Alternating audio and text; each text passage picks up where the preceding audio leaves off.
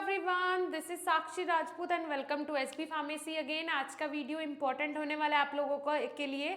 कुछ स्टूडेंट्स का डाउट रहता है कि मैम बिना एग्जाम दिए क्या हम बी फार्म में प्रमोट हो सकते हैं? क्या ऐसा कोई प्रोसीजर, क्या ऐसा कोई मेथड या फिर ऐसा कुछ होता है क्या कि अगर कोई पैंडेमिक आ जाए तब हम प्रमोट हो जाएं? या फिर अगर कुछ स्टूडेंट के मन में डाउट रहता है कि बी फार्मा जैसे कोर्स भी आप पैसा दे के प्रमोशन ले सकते हो, राइट? अभी मैं आपको बहुत सारी चीज़ें इसके बारे में बताऊंगी। तो सबसे पहले तो आप लोगों को ये ध्यान में रखना है कि बी फार्म जो कोर्स है ना, ये एक बैचलर कोर्स है, ठीक है जी।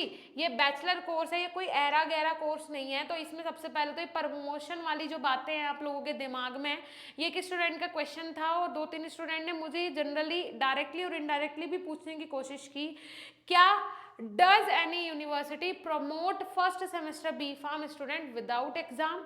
क्या ऐसा कोई यूनिवर्सिटी में होता है कि फर्स्ट सेमेस्टर के जो स्टूडेंट्स होते हैं या तो उन्हें प्रमोट करवा दिया जाए या फिर किसी रीजन से वो सेकंड सेमेस्टर में प्रमोट हो जाए, सेकंड सेमेस्टर में वो डायरेक्टली पहुंच जाए? तो ये कंडीशन कब होती है मैं आपको बताऊंगी कि आपको फर्स्ट ईयर के एग्जाम नहीं देने होंगे, आप सीधा सेकेंड ईयर में पहुंच जाओगे।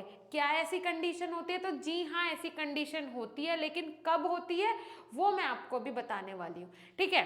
अगर आपने ट्वेल्थ करने के बाद एडमिशन लिया है बी फार्मेसी में, तो ऐसा कोई प्रोसीजर नहीं होता कि आपको डायरेक्टली प्रमोट कर दिया जाए सेकेंड ईयर में बिना एग्जाम दिए, चाहे आप पैसा दें या फिर आप कुछ भी करें, ऐसा नहीं होता है।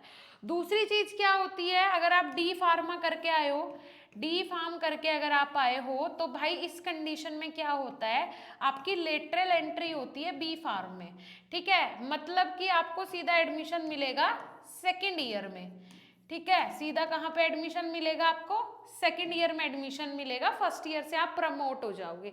तो ये एक कारण होता है कि आपको फर्स्ट ईयर ना दे के एग्जाम आपको फर्स्ट सेम के नहीं देने पड़ेंगे, सेकंड सेम के नहीं देने पड़ेंगे, सीधा आपको थर्ड सेम में लिया जाएगा, फर्स्ट ईयर आपकी कंप्लीट मानी जाएगी और आपका एडमिशन डायरेक्टली सेकेंड ईयर में हो जाएगा। तो ये एक रीजन होता है प्रमोट होने का।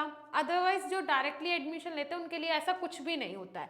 अब मेरे सामने एक और बात आई, जैसे कि आप लोग जानते ही हैं कि मेडिकल फील्ड में जो फार्मेसी है ये एक ऐसा कोर्स है जिसमें कि अगर मैं बात करूं 90% स्टूडेंट की, 90% जो कि एक बहुत बड़ा परसेंटेज होता है, 90% स्टूडेंट कैसे एडमिशन लेते हैं?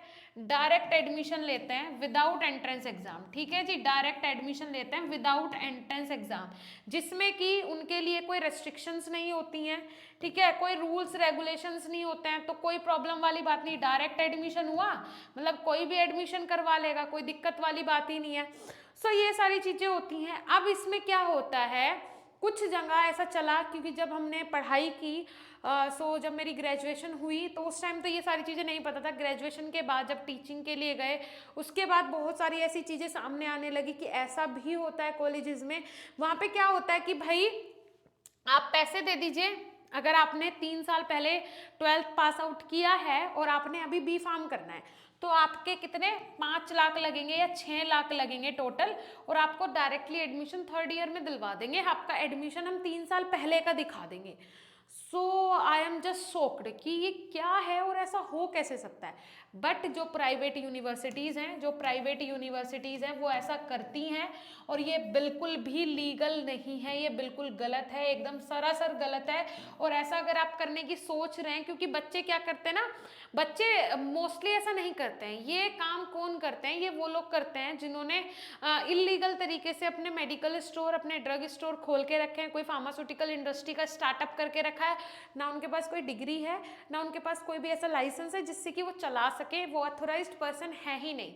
लेकिन क्या करते हैं वो, अभी सरकार जो है, पहले की सरकार जो थी इंडिया में, हमारे यहाँ पे जो पहले सरकार थी, मैं ऐसा यहाँ पे किसी सरकार वगैरह का यहाँ पे प्रचार नहीं कर रही हूँ, लेकिन हाँ जो पहले सरकार थी उनमें जितनी ये धोखाधड़ी होती थी, गलत काम होते थे, वो अब नहीं होते हैं, ठीक है जी। अगर मैं पहले की बात करूँ तो पहले 90% गलत काम होते थे, जैसे कि मेडिकल स्टोर पे कोई कार्रवाई ना होना, है ना, गलत गलत तरीके से जो मनी है वो स्टोर करके रखना।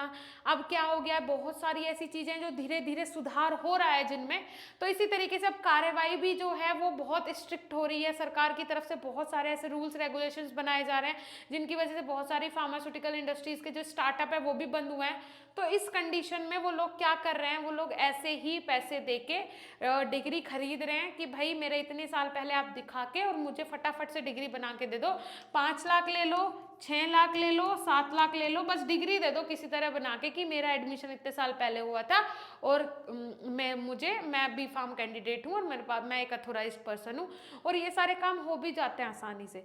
तो वही चीज़ें अगर दुनिया में सब लोग सुधर जाएं, अगर भारत में, दुनिया में नहीं भारत में सब लोग सुधर जाएं, सरकार है, सरकार नियम कानून क्या कर सकती है, स्ट्रिक्ट कर सकती है, लेकिन उन पर्सन्स को जो बैठे हुए हैं, जो एम्प्लॉय हैं, वो जब गलत काम करेंगे तो फिर सरकार किस किस को सुधारेगी। तो बहुत सारी ऐसी चीज़ें हैं जो कि सुधार में आते आते आएगी। लेकिन हाँ, ऐसा कोई भी प्रोसीजर, ऐसा कोई भी रूल्स रेगुलेशन नहीं होता है कि डायरेक्टली आपको फर्स्ट ईयर से सेकेंड ईयर में प्रमोट कर दिया जाए। अगर ऐसा होता है तो मैंने आपको कंडीशन बता दी कि वो किस कंडीशन में होता है। पैसा दे के भी फर्स्ट ईयर से डायरेक्टली आप सेकेंड ईयर में या दूसरे साल में या तीसरे साल में आप प्रमोट नहीं हो सकते हैं, राइट। सो आई होप ये सारी चीजें आपको समझ में आ गई होंगी। बाकी अगर कोई भी इससे रिलेटेड डाउट है, बी फार्म से रिलेटेड या फिर किसी भी टॉपिक से रिलेटेड आपके मन में कोई भी डाउट, कोई भी क्वेश्चन, कोई भी सवाल है, तो आप उसके लिए कमेंट सेक्शन में कमेंट कर देना। आज का वीडियो आपको कैसा लगा उसके लिए भी कमेंट सेक्शन में कमेंट कर देना।